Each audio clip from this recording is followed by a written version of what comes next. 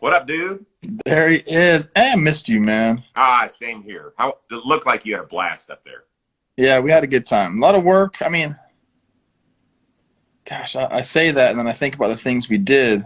I was gonna Not say. really work, but like it was hard work. I don't know how to explain that. Now, okay, start with this. I've Yeah. never run in the sausage race, or they had one down in Texas where with like Daniel Boone, where you wear those things are heavier than people think, right?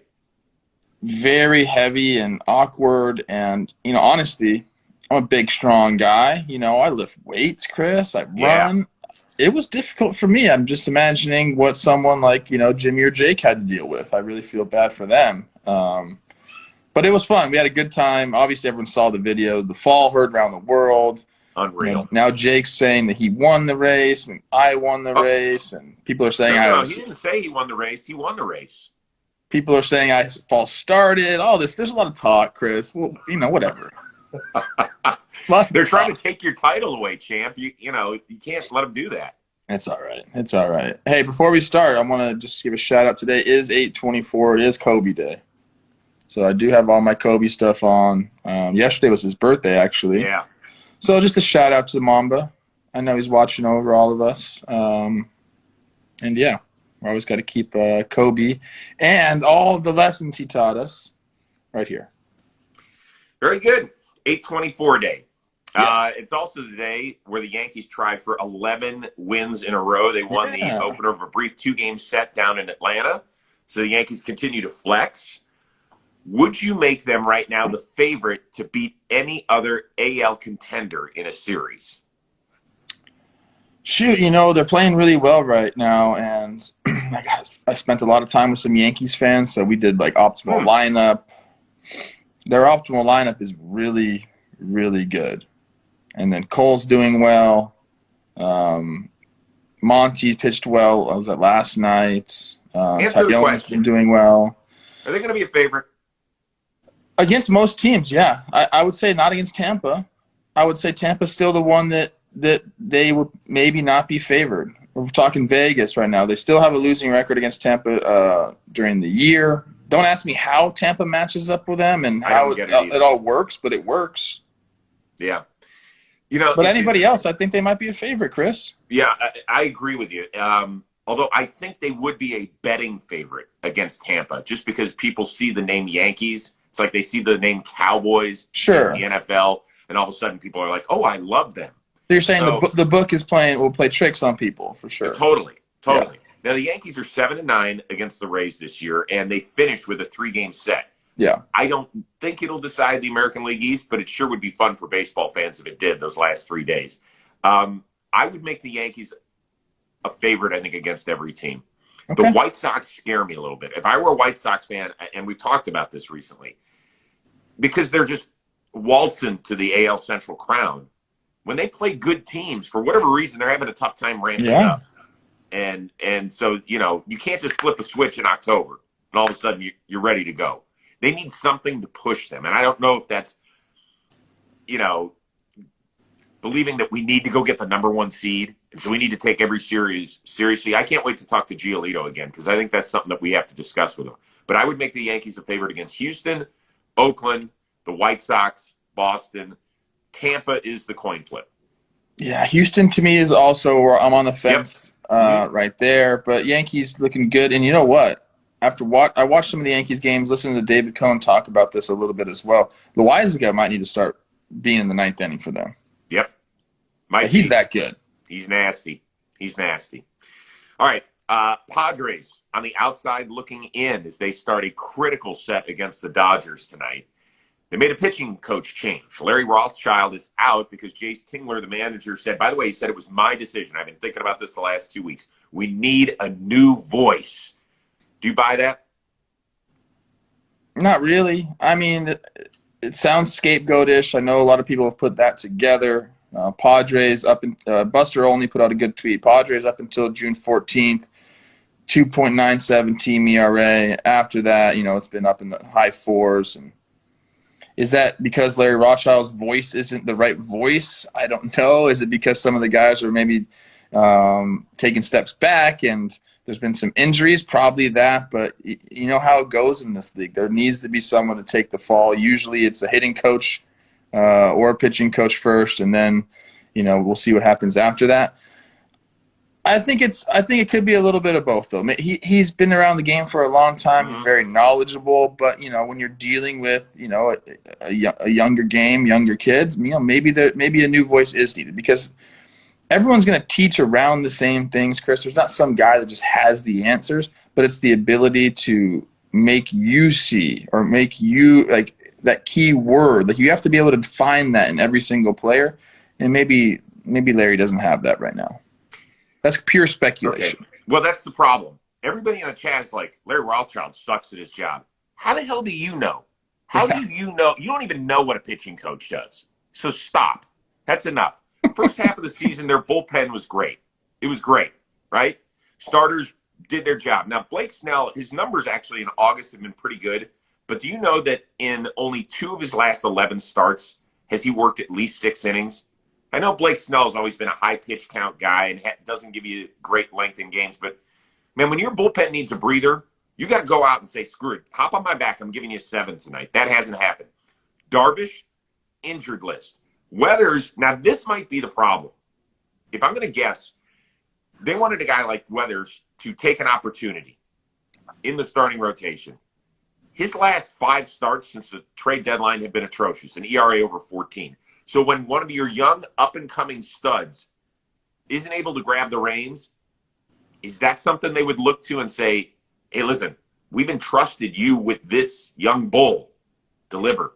That's what happens with hitting coaches and pitching coaches. A lot of times, like, if you have a wave of guys that have come up together, now they're at the big league level, that voice that they're used to that's like propelled them to the big leagues, sometimes that guy will get brought up as well, because that's their voice. Right. So look, pitching coach and hitting coach never want to be that. Those are the carousel of jobs that, in and out, in and out. The revolving door, I think is the right word. Yep. Bench coach, though. Let me tell you, people, if you want to be a major league coach, be a bench coach. They never get any of the blame. Good call. And you just get to sit there and you're like, double switch. Open my chart up. Let me see. But look, I don't know, man. I know Yankee fans don't like, Larry Rothschild. I saw a lot of that on Yankee Twitter last night. But players got to play. Players got to do it. And when they don't perform, a lot of times that's the end result is a hitting coach or a pitching coach being. And I've said this a few times recently. This team was shell-shocked when they thought they were getting Scherzer and they didn't. That was like a turning point. Yeah. I think at the end of the season, when it all plays out, if you were to honestly ask the guys in the clubhouse, did that have an impact on you? And you gave them some truth serum, I bet you that they will say yes. Just, that's my guess.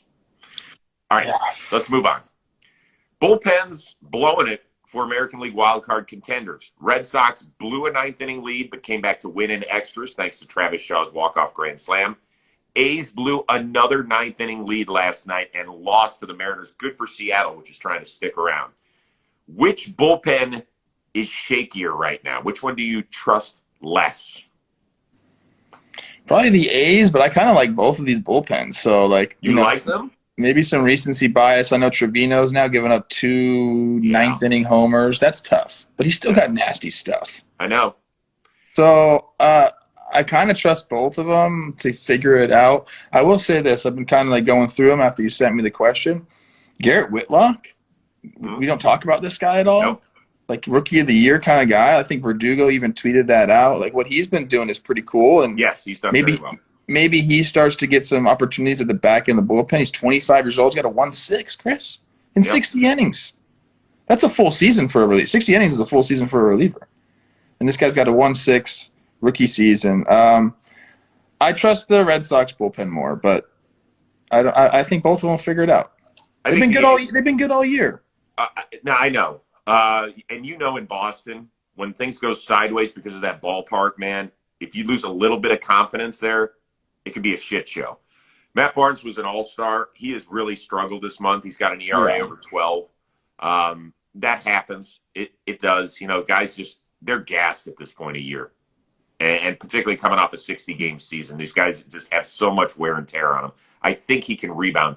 I still like Oakland's bullpen a little bit more. Okay. This is how they've made their run over the last few years. Remember when they made at the trade deadline, they totally revamped their bullpen, used that as a catapult to get into the postseason. I still think they're going to be okay. If I was Boston, if I'm a Boston fan, it's a little shaky for me. Like I need to put on a double seatbelt, one of those double seatbelts. A double. I guess Oakland does have some guys that I really like Puck. He also gave up a home. Oh, but I really like that guy. Yeah. And then a bunch of dudes have just been around the league for so long. Petit and Romo and Diekman and even Deo Esquera. I've known that guy forever. Yeah, veterans doing it. I love it. Okay. They'll be fine. Both of those bullpens will be okay.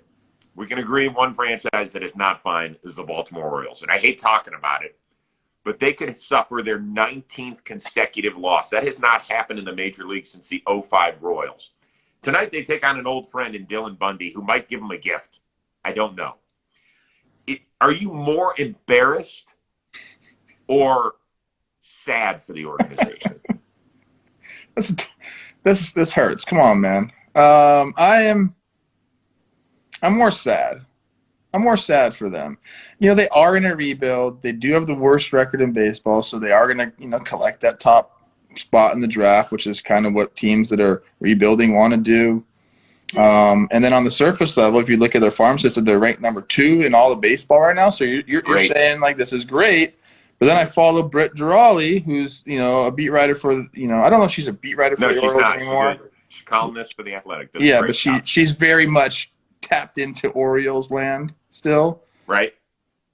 She says and retweeted something about how they have the number 2 farm system, but the pitching in that is very top heavy and bare. So it's kind of a facade there, and that's scary to me because you need to have some pitching coming up if you want to get back in the swing of things and compete. They're in the freaking AL East. We got Rutschman coming up, and I think Grayson Rodriguez is another one of their top prospects. So they have some really good people coming. But if you don't have that pitching, here's something I found interesting, Chris. They let go of Connor Green, local LA dude. Those 100. They let him go. The Dodgers scooped him up real quick. He pitched some meaningful innings for the Dodgers. Now the Dodgers had a roster crunch. And the Orioles took him back. They claimed him from the Dodgers. So they saw they made a mistake, brought him back. Clearly they need some help. I'm sad for them that they're going through this because Baltimore is such a good baseball town, and they should be good. And when they're good, it's really, really fun there. I just hope that all this talk about their prospect ranking being fluffed up, I hope that's not true. I hope they come up and they got a few years. Listen. But baseball's better when the Orioles are good. I don't know. I don't know if I buy that. I mean, listen, they've got their fans are fine. It's not like I sit and I wait for the Baltimore Orioles to be good because that's going to affect how Major League Baseball rolls. I don't buy that. I'm a little pissed off, to be honest with you. Okay. Enough of this shit where you suck. At some point, you have to own it as an organization. I feel bad for the players because anybody that thinks the players are into this whole tanking thing do not understand pro athletes at all. Those guys bust their ass to win every day. They know they suck. And that's got to be a hard thing when you walk on the field and you're like, it ain't a fair fight. We brought knives to a gunfight. It's not going to work. The organization should be totally embarrassed. You cannot ask people to pay major league prices to watch this night after night and year after year. I get it, a season here and there, you're going to have a slip-up. It has been years since this team, this organization, has put out a credible product. And Ken Rosenthal wrote a great column on the Orioles because he covered the worst Orioles team ever, the one that started 0-21 in 1988. This is sad. It's embarrassing. This should stop happening. We got to penalize teams for the tanking. It is not fair to do to your fan base. I've had enough of this shit, and I'm not an Orioles fan. Sucks.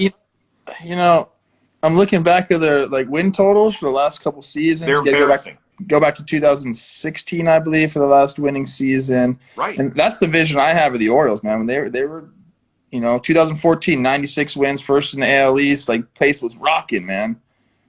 They need to get back to that. It's horrible. And by the way, this whole tanking thing, I know people point to the Astros and the Cubs. I really believe those are anomalies because you can't predict in a baseball draft how a 17-year-old.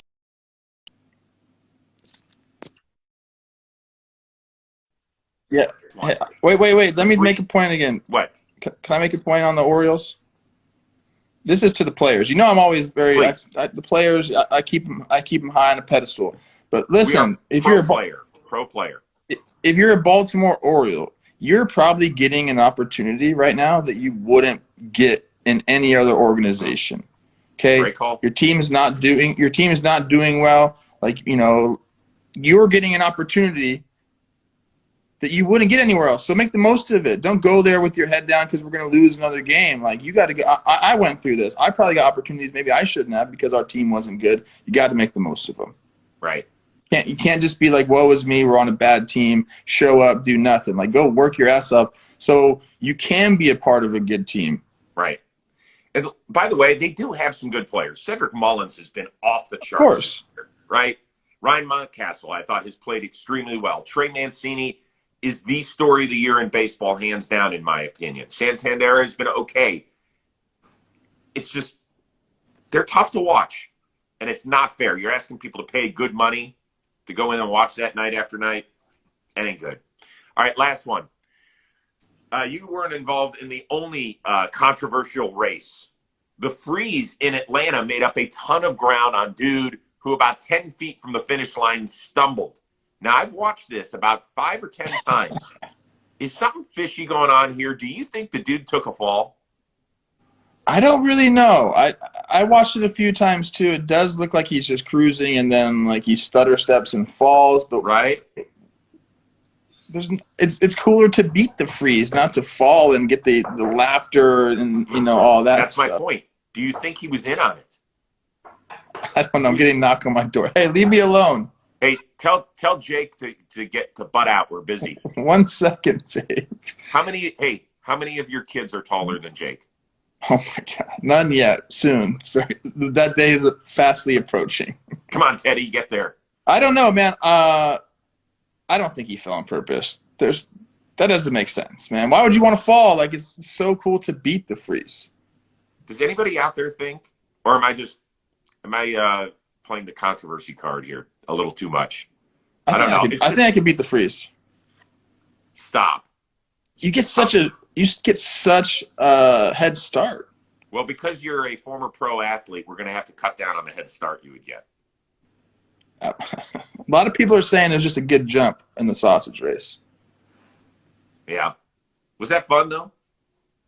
It was fun. We had a great time. Brewers really rolled out the red carpet for us. Did. So we had an awesome time. Yeah. And all the fans showed up, man. We had a lot of people coming up to us, pictures, autographs, all that good stuff. Hey, you're a big superstar, dude. Yeah, obviously. I understand. All right, what do you have coming up on JOMBOY? So because I was gone all weekend, I'm going out right now to film an episode of Sequence. We'll try to get it out later today. If it doesn't come out today, it'll come out tomorrow. The boys are going to film Talking Baseball today without me. They're going to do it with Ian Happ. They're in Chicago with him. Oh, cool. So they'll do that. And, man, I'm just getting back acclimated at home. Gotta get ready for the Little League season that's about to start up here. Fall ball. Got it. What about you? Well, we released Rose Rotation yesterday with Pete Moylan. Great storyteller, nice. Man. He's like one of the 5 best storytellers in baseball history. So it was a lot of fun. His journey was ridiculous to make it to the major leagues. So that's out there. Prepping for a couple of podcasts on Wednesday and Thursday, but I'm continuing my work in Las Vegas. Do you like my artwork, by the way, that I have in my hotel? Yeah, I like it. See, now you're there. You look like you're in Jimi Hendrix hotel room. What up, bro? So yeah. It's day 2. Is that how Jimi Hendrix talked? It's day 2 of BattleBots. So it's a lot of work. It's a ton of fun. We had some technical snafus. The power grid went out where we're shooting. Oh, no. Yeah, so we were about 2.5 hours behind schedule, which if anybody knows anything about shooting a taped show like this, where you have a limited number of days, everybody gets into panic mode. But are you out there straight for 2 weeks? Yeah. Just you? No, Michelle and Brady are coming today. They're going to spend my off days with me. Nice. We're going to hang out. Yeah, they're going to come to a session. So, yeah, it'll be fun. We'll take some good videos about what we're doing. I'm going to be hanging out by the pool one day. It's like this. I might come to Vegas and say what's up to you. Hey, why not? We rented a cabana tomorrow, so come on. All right, I'll think about it. Yeah, you're not thinking about it. That's cool. All right, we're back at it again tomorrow. I think we're going to go back to 11:30, 8:30. You let me know, man. I appreciate you. Tell me what to do. I'll show up. It's good to have you back, brother. Thank you. I saw Ashley did a great job yesterday. She did. She's the best. She loves hanging out, and she's very funny. She talks a lot of shit about me, but yeah, I know. But it's all in love. All in love. All right, take it easy, everybody. Thanks for hanging out. Later, see you, Rosie.